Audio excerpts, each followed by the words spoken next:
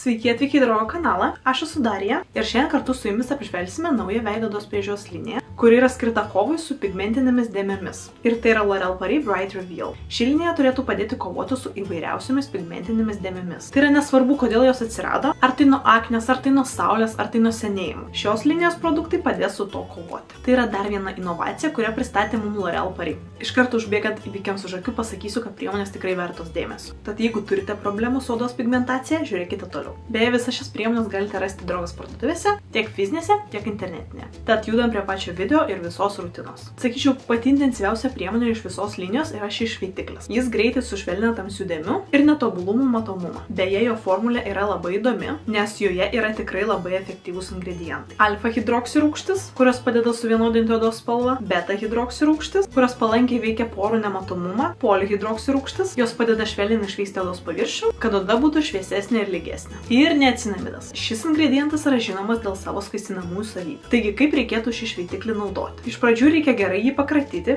bet ne į viršų, į apačią, o į dešinę, į kairę. Tada išspaudžiate 3-4 lašiukus ant rankos ir paskirstote ant švarios odos. Aišku, reikėtų vengti akių, lūpų srities. Paliekame 15 minučių veikti ir tada nuplauname. Tiesa, šios priemonės tikrai negalima naudoti kiekvieną dieną. Maksimaliai tai kas antrą. Tikrai nedaugiau, nes ji yra tikrai efektyvi. Ir ją reikėtų naudoti vakarais, o kitą rytą būtinai naudoti priemonę su SPF, bent jau 30.